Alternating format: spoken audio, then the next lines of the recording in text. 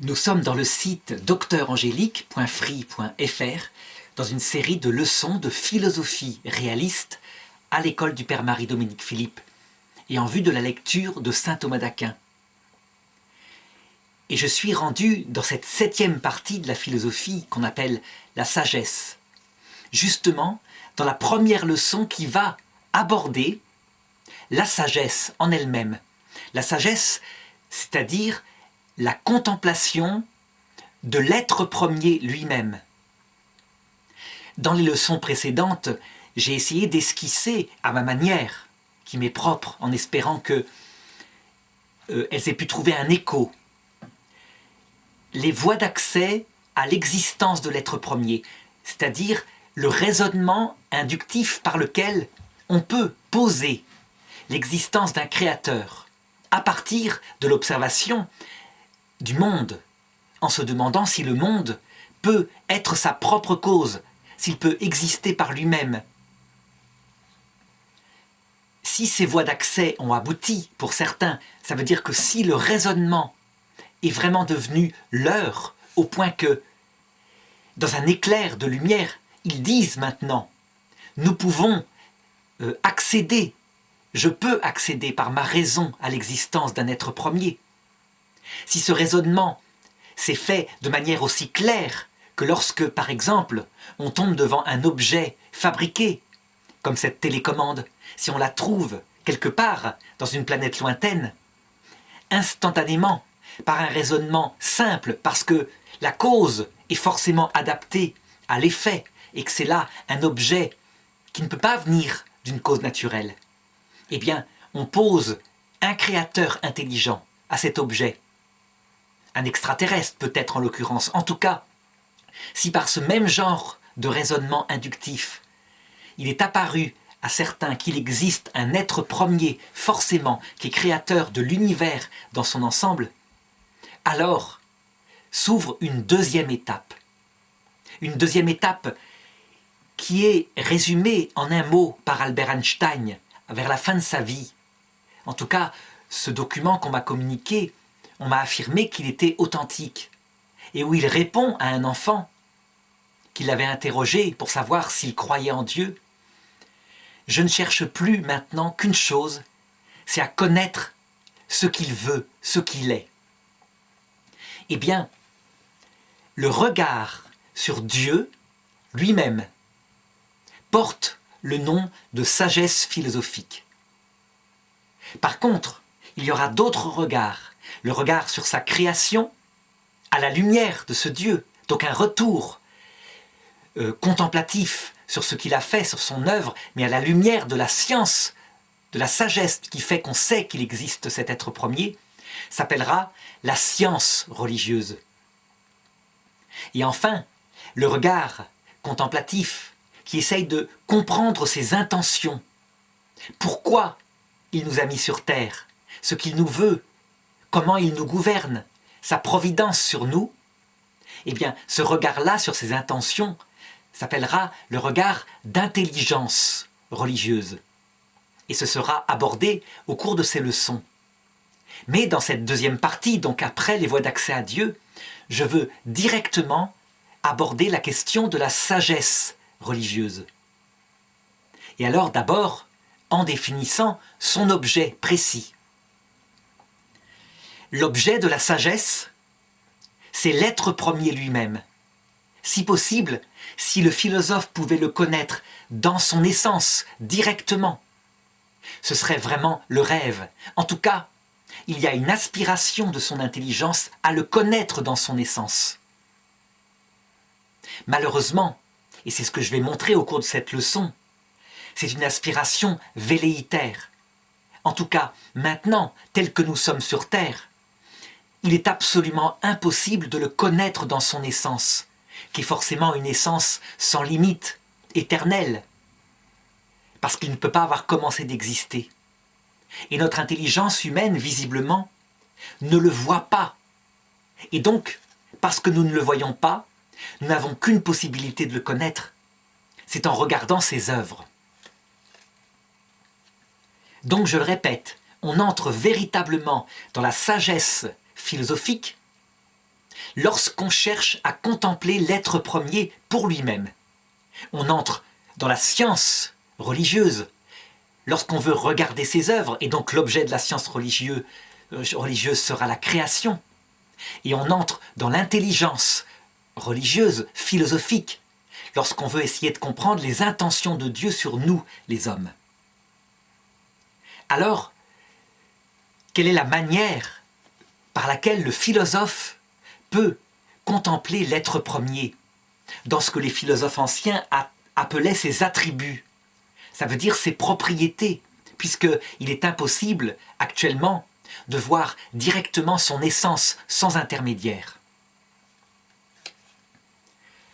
Je dirais que cette sagesse philosophique est limitée parce qu'elle ne peut se réaliser au plan philosophique que selon 3 modes que je vais maintenant décrire. Le premier mode, c'est un mode par causalité. Le second mode, c'est un mode par négation. Et le mode le plus sublime, mais qui est fondé sur le premier mode, puisque le premier mode par causalité est à l'origine de tout. C'est ce qu'on va appeler le mode par éminence. Mais je vais entrer dans le concret pour expliquer ce que c'est.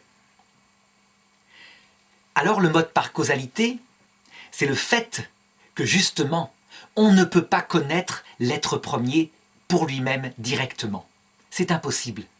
Donc on ne le connaît qu'à partir de ses effets. Et ces effets, c'est justement les créatures d'où nous sommes partis, sans savoir au point de départ quelles étaient des créatures. Nous observions le monde et nous avions donc montré qu'il était impossible que ce monde, avec ses propriétés, ait sa propre cause d'existence en lui-même. Donc ce mode de causalité, c'est lui qui est à l'origine de toute la sagesse philosophique. C'est lui qui est fondamental. Je dirais qu'on ne peut pas entrer au sens profond du terme dans la sagesse philosophique si on n'a pas fait les démarches précédentes, les voies d'accès à l'existence de l'être premier. Ce mode de causalité, par contre, il est absolument certain, tout aussi certain, comme je l'avais indiqué au début de cette leçon, que cette télécommande a un auteur. Je ne le verrai jamais, cet auteur, je ne le rencontrerai jamais. Et pourtant, je sais que quelque part, quelqu'un d'intelligent, forcément, est à la cause, et la cause de cette télécommande. Eh bien, analogiquement, c'est comme ça que fonctionnent les voies d'accès à Dieu. Évidemment, ne connaître l'auteur que par sa création, et donc par une forme d'induction qui part des effets pour remonter à la cause, c'est aussi pauvre que si je voulais connaître la personne de l'ingénieur qui a pensé cette télécommande uniquement en regardant cette télécommande. Je devais connaître que certains aspects de sa personne. Je peux montrer qu'il est forcément intelligent, que forcément il est capable d'efficacité. Je peux, en analysant l'intérieur de cette télécommande, voir toute la science électronique qu'il a. Mais il m'est absolument impossible, en ne regardant que cet effet produit par lui, de connaître qui il est profondément, s'il est marié, peut-être qu'ils sont plusieurs, s'il est fidèle à sa femme, même s'il a une femme. Je dirais que cette analogie manifeste que les choses les plus essentielles ne peuvent pas être atteintes par le regard sur cette œuvre. Eh bien, de manière analogique, tout au long de ces leçons de philosophie, de sagesse philosophique, je montrerai que nous accédons à l'être premier, mais comme des gens aveugles. Ça veut dire que nous pouvons l'adorer, le reconnaître comme notre créateur, mais l'adorer comme quelqu'un que nous ne connaissons pas. Ça veut dire que notre raisonnement, partant par mode de causalité des effets dans la création, eh bien, il a des limites. Certes, on peut découvrir par mode de causalité des choses extraordinaires. Je disais tout de suite son intelligence, sa volonté de créer, etc. Mais en observant sa création, on est confronté aussi au mystère de la souffrance, du mal, de la mort, de la faute. Et donc, forcément, il y a certaines choses qu'on n'arrive pas à comprendre. C'est la limite de ce qu'on appellera ce mode de causalité pour la connaissance de l'être premier. La deuxième manière de contempler l'être premier dans notre situation actuelle, c'est par mode de négation.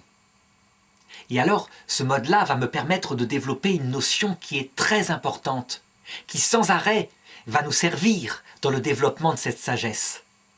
Je veux parler de l'analogie. L'analogie, ça consiste à utiliser des termes qui possèdent en eux des limites,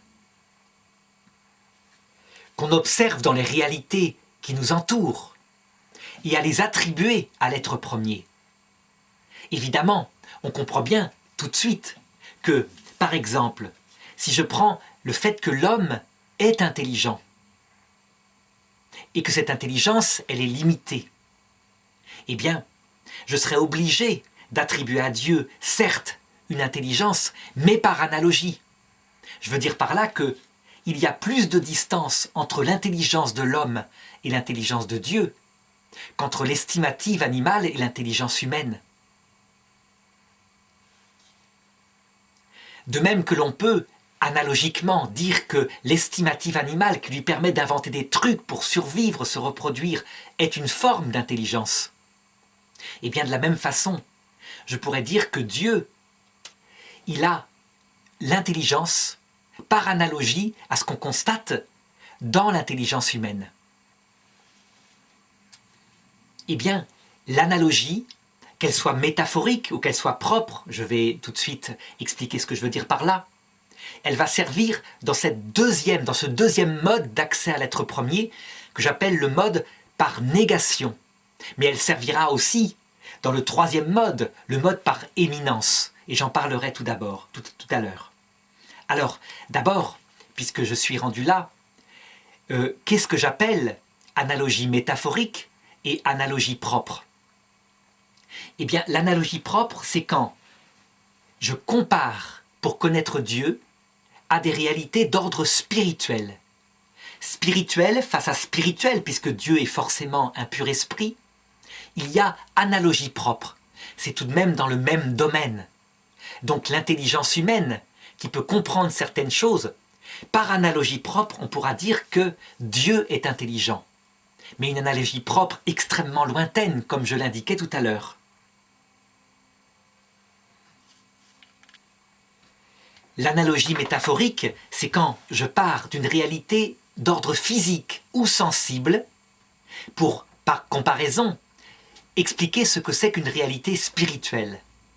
Alors je peux le faire pour l'homme, par exemple, en comparant l'estimative animale dont je parlais tout de suite, qui lui permet de trouver des moyens pour survivre et se reproduire, à l'intelligence humaine qui est d'un tout autre ordre, qui peut connaître potentiellement tout ce qui est connaissable, ça veut dire tout ce qui est. Eh bien, de même, appliqué à l'être premier, on peut tout à fait utiliser des analogies métaphoriques. Par exemple, si je veux exprimer la puissance de Dieu, qui a créé le monde, eh bien, je pourrais faire comme ça. Il a forcément créé comme ça, à partir de sa parole, il a dit, et cela a été. Eh bien, le fait de faire ce geste-là, comme un éclair, pour signifier la création qui est en un instant, c'est une analogie métaphorique.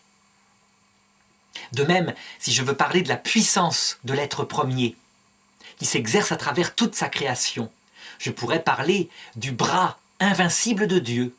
Pourquoi pas? Évidemment, ce n'est pas un langage philosophique, c'est plutôt un langage poétique. Il n'empêche que ça dit des choses, et que finalement, ça en dit tout autant que les analogies propres. Il y a tellement de distance, comme je l'ai indiqué, entre notre intelligence, qui par analogie propre peut être attribuée à Dieu comme étant intelligent. Il y a tellement de distance, sans doute plus de distance qu'entre l'estimative animale et l'intelligence humaine.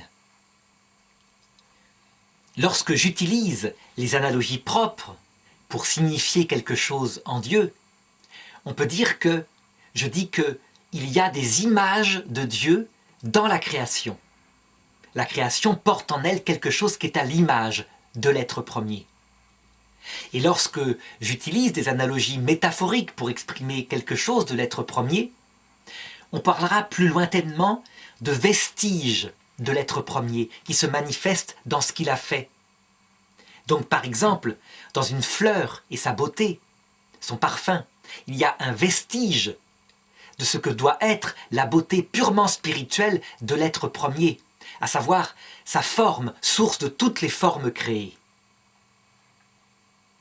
Alors, cette considération sur l'analogie qui va être sans arrêt utilisée dans le domaine de la sagesse étant faite, ceci pour rappeler qu'à chaque fois que je parlerai de l'être premier, toujours il faudra se souvenir que c'est par mode analogique selon les deux indications que je vais dire maintenant.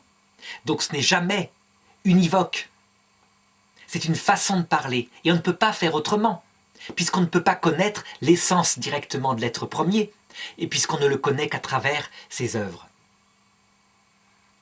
Alors, quels sont les deux modes par lesquels s'exerce cette analogie? Je parlais tout à l'heure du mode de négation. Per modum negationis, disait saint Thomas d'Aquin dans sa somme de théologie. Cela veut dire ceci. Quand je trouve dans les créatures une qualité qui possède en elle-même quelque chose de limité, quelque chose qui la rend non pas infinie, mais finie, eh bien cette qualité, je pourrais m'en servir pour comprendre l'être premier, mais en la niant. Donc je vais donner quelques exemples pour l'indiquer. Je manifestais tout à l'heure que notre intelligence, elle est limitée en puissance. Nous ne connaissons que très peu de choses. La moindre petite réalité, un grain de poussière par exemple, si on devait le connaître entièrement, la totalité de la science de tous les hommes ne suffirait pas. Il y a dessus toute une faune qui habite en microbes. Et puis il y a la composition d'ordre chimique, et puis plus profondément atomique, et plus profondément la matière elle-même dans sa nature. Et on peut remonter comme ça presque à l'infini. Pourtant, notre intelligence est une vraie intelligence qui dit quelque chose du réel. Par exemple, si je dis « ce grain de poussière existe et est extrêmement complexe », je dis quelque chose de vrai, quelque chose de conforme à la réalité. Eh bien, si je me sers de la connaissance de l'intelligence humaine pour comprendre quelque chose de l'être premier, ce qui est limité dans l'intelligence humaine, pour connaître l'être premier, je vais le nier, à savoir que je vais dire Dieu, dans son intelligence, a forcément une absence de limite. Il ne peut pas avoir une intelligence limitée. Je nie que son intelligence soit limitée. Alors, évidemment, un autre exemple que je peux prendre, cette fois par rapport à quelque chose qui, par soi, possède une limite. Par exemple, nous sommes dans le temps. Notre vie va s'arrêter.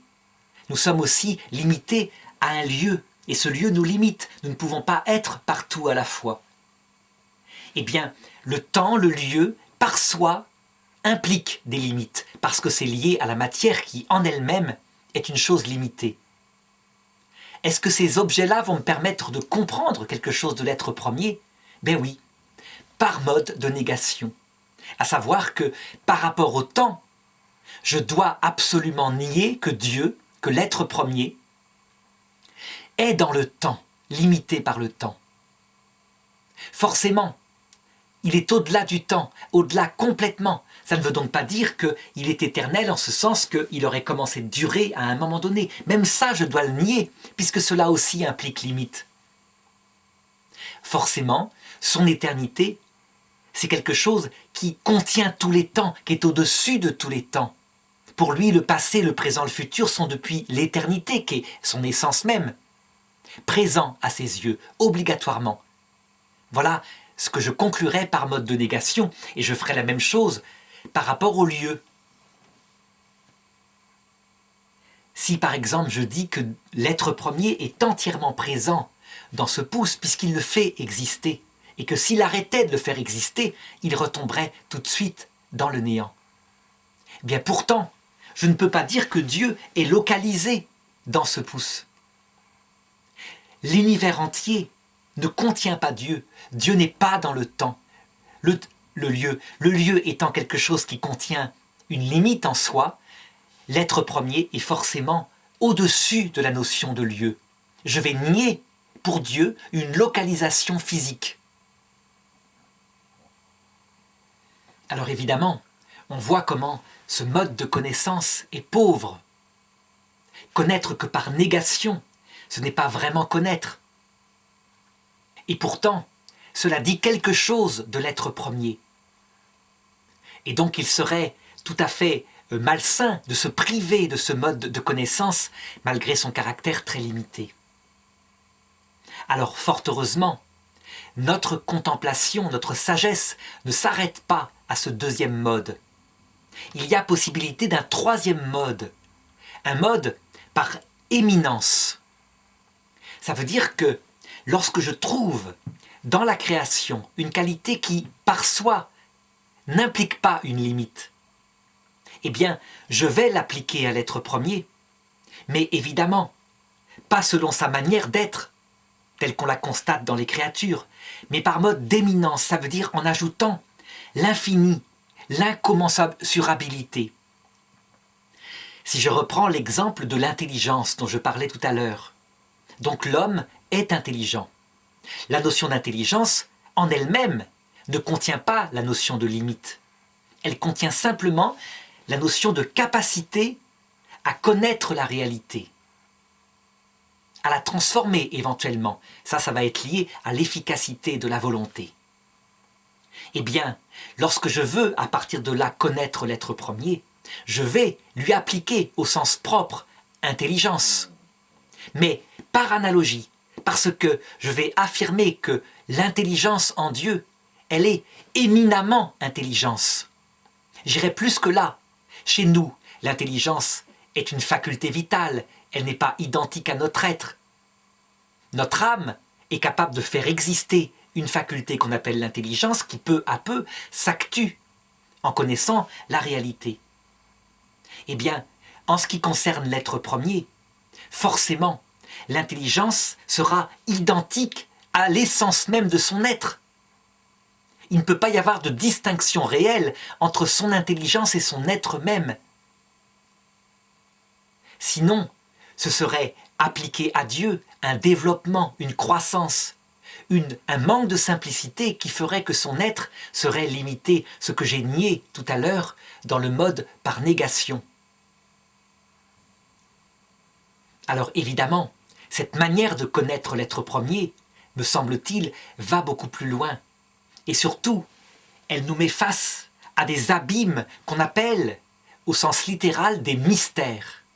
Mystère, ça ne veut pas dire quelque chose dont on ne connaît rien, mais ça veut dire quelque chose qui est si grand que notre pauvre mode de connaissance humaine n'en connaît que l'esquisse. Et on le voit, cela conduit forcément à dépasser le domaine rationnel comme je le fais maintenant, donc le développement d'un cours sous forme de concept. Cela comporte en soi un appel à ce qu'on pourra appeler une contemplation philosophique, à savoir un arrêt simple, au-delà des paroles, un regard qui ne cherche rien d'autre qu'à regarder paisiblement ces mystères infinis de l'être premier. Eh bien, cette sagesse qui aboutit à une contemplation, on l'appelle la sagesse philosophique.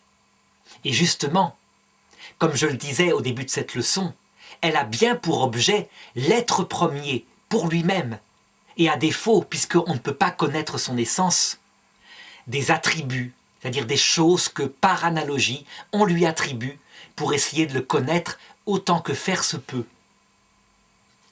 Alors, pour manifester à la fois la richesse de la sagesse philosophique, mais aussi ses limites, je crois que je vais me permettre, dans cette leçon-là, une comparaison avec ce que j'appellerais les 4 niveaux de la sagesse révélée par le Christ. Alors évidemment, c'est quelque chose qui, au point de vue épistémologique, est une faute, parce que je vais entrer dans la théologie catholique qui, en fait, est extra-philosophique. Je veux dire par là que les 4 sagesses que je vais indiquer dans le domaine de la foi chrétienne ne peuvent pas être connues par le philosophe, étant donné qu'il n'a pas accès par sa raison propre. Or, sa méthodologie, c'est qu'il n'utilise que sa raison propre, soit par l'expérience, soit par un raisonnement démonstratif. Le problème de ces 4 sagesses que je vais décrire, eh bien, c'est qu'elles sont révélées par un être premier qui se cache et donc qui ne donne pas la possibilité, autrement que par la confiance, de l'atteindre. Résultat, le philosophe regarde ça de l'extérieur comme une opinion. Mais à la rigueur, peu importe. Le but, c'est simplement de manifester par comparaison les apports et les limites de la sagesse philosophique. Alors, d'abord, rappelons un petit peu, comment dirais-je, sur quoi sont fondées ces 4 sagesses théologiques. Elles sont toutes fondées sur l'idée que l'être premier, que le philosophe découvre, a voulu révéler à l'homme les raisons de la création, mais aussi, puisque c'était la cause qui expliquait ces raisons de la création, il a surtout voulu révéler sa vie intérieure, son cœur, je dirais. Et donc, il est venu sur terre et il a manifesté que dans sa vie, il y avait un perpétuel jaillissement de lumière, c'est-à-dire de connaissance et d'amour. Dieu, son éternité, dit la révélation chrétienne, il passe son éternité à se contempler lui-même. Et comme il se connaît parfaitement, son intelligence est lui-même, et donc elle connaît lui-même sans aucune limite. Eh bien, le concept qui est sa propre connaissance de lui-même, face à lui-même, est semblable à lui-même. On l'appelle le Verbe. Autrement dit, en langage adapté, langage métaphorique pour le coup, on l'appelle le Fils. Le Verbe étant l'analogie propre qui permet de contempler ce premier jaillissement en Dieu de connaissance. Dieu, donc celui qui est éternel, face à son propre Verbe de lui-même, évidemment, entre dans une relation d'amour réciproque avec en fait ce qui est lui-même. Et cet amour réciproque qui procède à la fois de sa connaissance et de lui-même, on l'appelle, selon une analogie propre, l'amour. Et selon une métaphore, parce qu'il faut bien s'adresser plus simplement à des intelligences humaines, on l'appelle l'Esprit Saint. Connaissant la vie intime de Dieu et contemplant cette chose qui dépasse complètement le philosophe, des conséquences en apparaissent, à savoir que, parce que cet être premier est jaillissement de lumière et d'amour, que sa vie se résume à un amour lumineux qui jaillit en lui, eh bien, il décide de créer gratuitement, et de créer en particulier des créatures spirituelles, afin qu'elles puissent, si elles le veulent, participer à cette béatitude éternelle qu'il vit. Seulement, en réfléchissant sur l'essence même de la vie de la Trinité, on s'aperçoit que elle est un jaillissement éternel non seulement d'amour, mais de kénose, ça veut dire de petitesse. Dieu, inacible, qu'on pourrait appeler le Père, par métaphore, n'existe comme Père que face à son Fils, et donc le fait même de contempler son Fils est une parole qui dirait « Je ne suis que par toi ». Le Fils, non métaphorique donné au Verbe, lui non plus n'est pas, parce qu'un Fils n'existe que par un Père, et donc, alors qu'ils sont exactement semblables, il dit au Père « Je ne suis que par toi ». Et donc il y a, dans cette essence de la vie trinitaire, plus que de l'humilité, alors qu'ils sont exactement semblables, ils ne cessent de s'abaisser l'un devant l'autre. Traduit en termes de vie intime, on a affaire à un être infiniment humble, plus que humble, le terme grec étant kénose. Et donc en conséquence, si des petites créatures veulent voir un jour face à face l'essence de cet être premier, il est nécessaire qu'ils acquièrent un cœur adapté pour pouvoir supporter.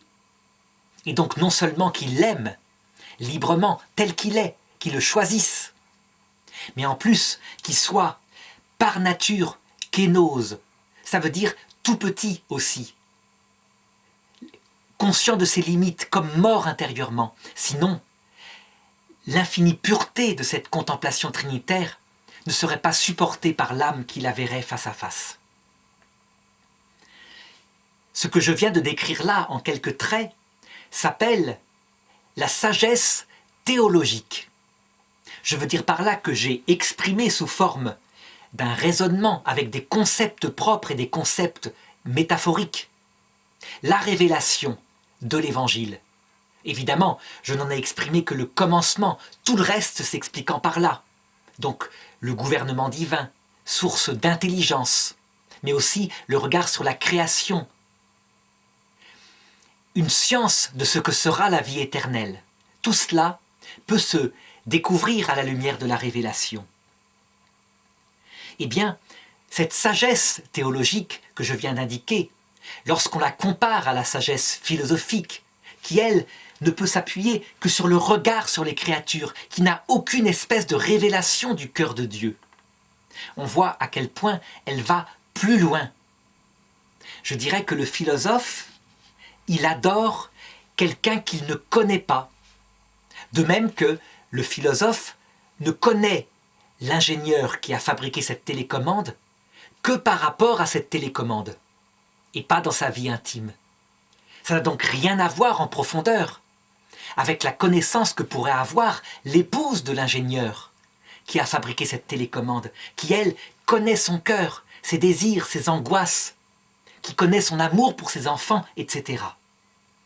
Eh bien, on peut dire que la sagesse philosophique, par mode de raisonnement, et en utilisant l'analogie, comme la sagesse philosophique, la sagesse théologique, elle connaît Dieu, et donc elle a un regard bien plus profond d'intelligence et de science. D'intelligence sur les intentions de Dieu, lorsqu'il permet les malheurs, lorsqu'il nous met sur terre, et de science sur la création de Dieu, telle qu'il l'a voulu. Alors évidemment, cette sagesse théologique, elle est d'ordre rationnel, elle est exprimée en mots, elle est l'affaire d'un intellectuel. C'est pourquoi il y a une autre sagesse qui ne lui est pas opposée, mais qui va bien plus loin, et qui s'appelle la sagesse mystique. La sagesse mystique, telle qu'elle est vécue sur terre, c'est le fait que cet être premier, qui est venu par Jésus-Christ, dit la révélation chrétienne, ne se contente pas d'expliquer sa bonne nouvelle à travers des concepts et un langage, un enseignement. Mais il choisit de mourir sur la croix pour manifester, cette fois de manière vitale, affective, dramatique, à quel point son amour et son humilité vont. Et il promet, une fois parti et ressuscité, d'envoyer l'Esprit Saint, donc l'amour en Dieu, afin d'habiter dans le cœur de celui qui accepte de l'aimer et de lui rappeler tout ce que Jésus a dit. Eh bien, le fait que l'Esprit Saint puisse venir habiter dans le cœur, que l'homme puisse lui parler et que lui réponde par son silence, par une certitude de sa présence qu'on appelle la foi, mais aussi parfois par des sensations de sa présence qu'on appelle des grâces sensibles. Eh bien tout cela, cela fonde un autre niveau de la sagesse, une sagesse qu'on dirait fondée sur la grâce et qu'on appelle la sagesse mystique. Pour comparer par rapport à la sagesse philosophique, je dirais que la sagesse philosophique, c'est celle d'un homme qui connaît un autre homme en ne connaissant que son œuvre. La sagesse théologique, c'est celle d'un homme, ou plutôt d'une femme, qui connaîtrait un homme en ayant décrit son caractère. Elle connaît psychologiquement comment il fonctionne. C'est une connaissance qui reste de type discursive. La sagesse mystique, c'est celle d'une femme qui connaîtrait un homme en l'ayant pris dans ses bras, en l'ayant embrassé, en ayant dormi dans le même lit, en ayant discuté avec lui, en ayant vécu une vie commune avec lui. Donc c'est quelque chose qui va bien plus loin, qui implique l'affectivité, qui implique la sensibilité, qui implique l'intelligence mystique, la volonté, éclairée par la charité. Est-ce que le philosophe peut obtenir, au terme de sa contemplation, quelque chose qui ressemblerait un peu à cela? Je dirais que oui, mais très loin, très lointainement, parce que malgré tout, il continue d'adorer quelqu'un qu'il ne connaît pas. Cependant, même s'il découvre, le philosophe, des vérités très pauvres, par mode de causalité, par mode de négation, par mode d'éminence, il n'empêche qu'il découvre des vérités. Et donc, que la joie de la découverte peut susciter en lui une véritable expérience de sagesse, source de plaisir. Et cette expérience de sagesse, source de plaisir intellectuel, eh bien, il aura envie de la prolonger dans un regard qu'on appelle une contemplation philosophique, un regard qui n'est plus discursif, mais qui est plutôt un jugement calme, paisible, affectif. Donc c'est lié aussi à une contemplation affective, mais aussi un regard d'admiration devant la splendeur de ce qu'il découvre. Donc c'est lié aussi à une contemplation artistique. Tout cela portant sur l'être premier. Donc il y a sans doute une certaine mystique philosophique qui est possible, mais qui est extrêmement rare.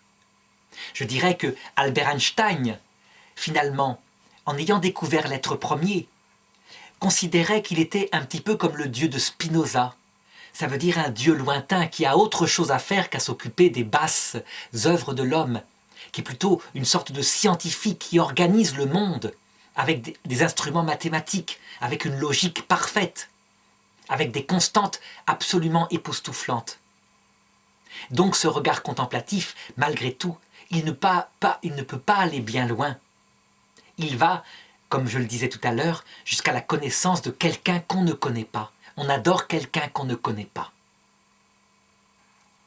Alors je voudrais, pour terminer, faire référence à deux autres niveaux de la sagesse qui sont promises par le Christ. Un premier niveau qui se passe à l'heure de la mort et à la fin du monde, lorsque le Christ, qui est pour les catholiques, pour les protestants, pour les orthodoxes, le Dieu unique, fait homme, donc qui se révèle à travers son humanité, lorsqu'il reviendra. Et cette fois, son retour ne se passe pas comme sur terre, dans la chair, où il parle caché sous une humanité comme la nôtre, mais elle se fait dans la gloire. Ça veut dire que, en voyant son corps qui apparaîtra réellement, sensiblement devant les yeux, disent les théologiens catholiques, ce corps ne sera plus comme maintenant un obstacle pour cacher son âme, ses pensées. Mais il restera tout de même un obstacle pour cacher sa divinité. Ça veut dire qu'en le voyant arriver, on voit quelque chose de fantastique. Mais on ne voit pas encore directement son essence divine, ce qui sera le 5e niveau de contemplation dont je vais parler tout à l'heure. Cependant, cette sagesse-là, cette contemplation du Christ dans son corps de gloire, qui vient en plus accompagner des saints et des anges, qui complètent ce que son humanité masculine ne peut pas révéler de l'être premier, parce que l'être premier, de toute façon, est infini, et donc l'humanité du Christ n'est pas adéquate à 100% pour révéler l'infini de la divinité. Eh bien, cette contemplation, elle va beaucoup plus loin. Je dirais que, en un instant, elle possède toutes les qualités de la sagesse théologique, mais aussi toutes les qualités de la sagesse mystique.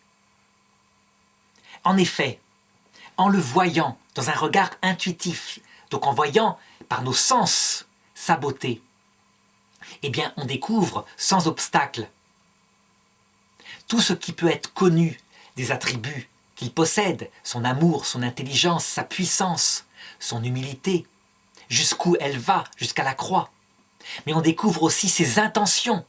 Donc le don d'intelligence est totalement éclairé.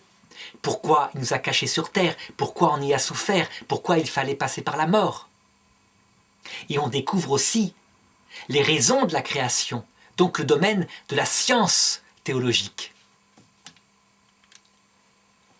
Cela se fait en plus selon un mode qui est parfaitement adapté à la connaissance humaine, puisqu'il est naturel à l'homme de connaître les réalités spirituelles en passant par des choses sensibles.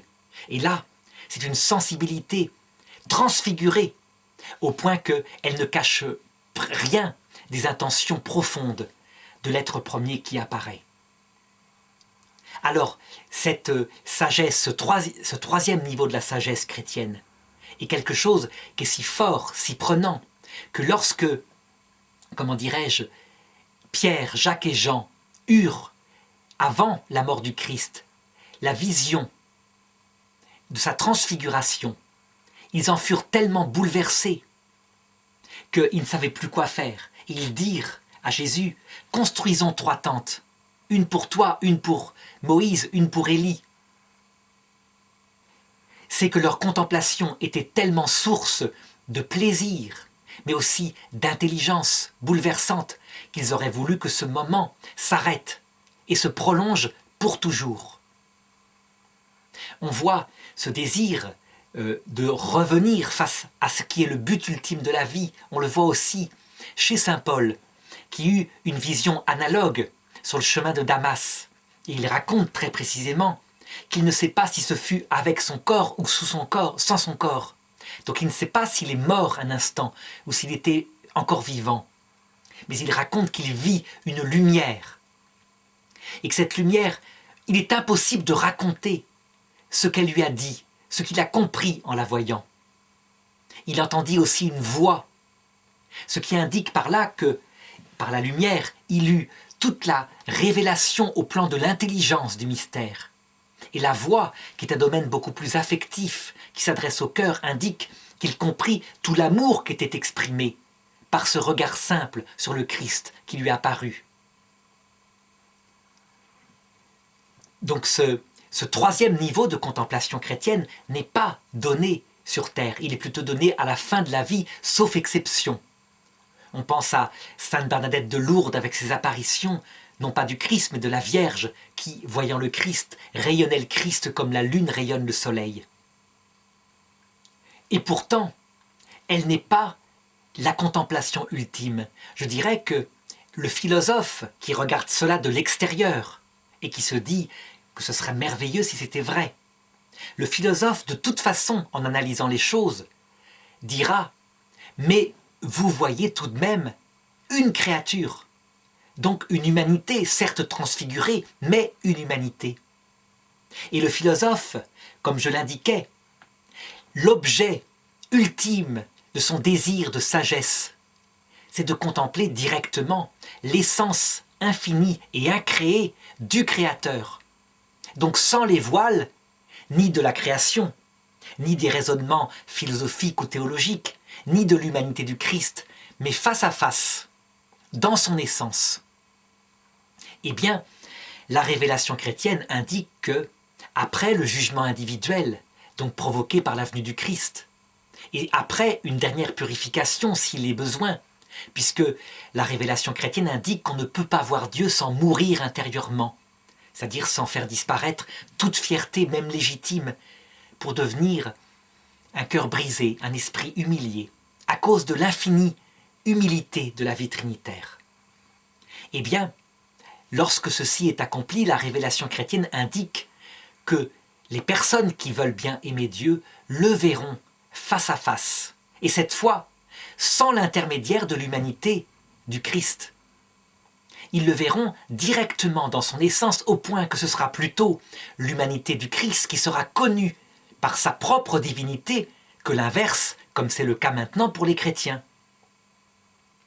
Alors évidemment, lorsque on présente aux philosophes la possibilité qu'un jour il puisse être possible de voir Dieu dans son essence directement, eh bien c'est pour lui un véritable objet de désir.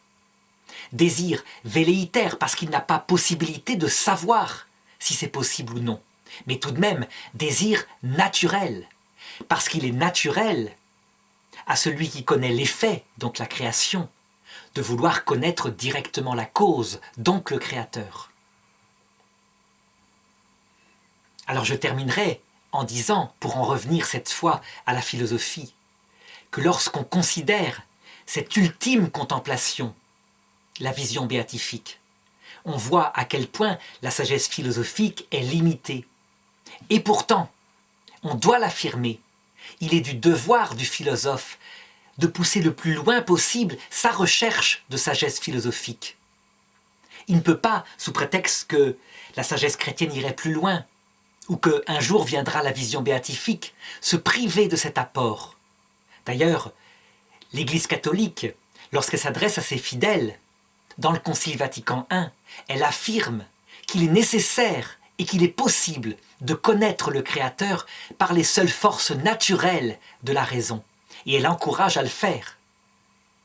Elle s'oppose simplement à ceux qui pensent que seule cette façon de connaître l'être premier est possible, au point que toute révélation serait a priori rejetée. Non, le philosophe ne rejette pas a priori les révélations. Il se contente de dire qu'elles ne font pas partie de son objet comme philosophe, mais que comme homme, eh bien évidemment, il est intéressé à chercher si elles sont vraies ou si elles sont fausses. Alors voilà, je m'arrêterai ici dans la description de ces niveaux de sagesse, donc de la sagesse philosophique telle que je l'ai montrée, et finalement des 4 niveaux de sagesse chrétienne, dont 2 sont possibles en cette terre, et dont 2 concernent soit l'heure de la mort, soit après la mort.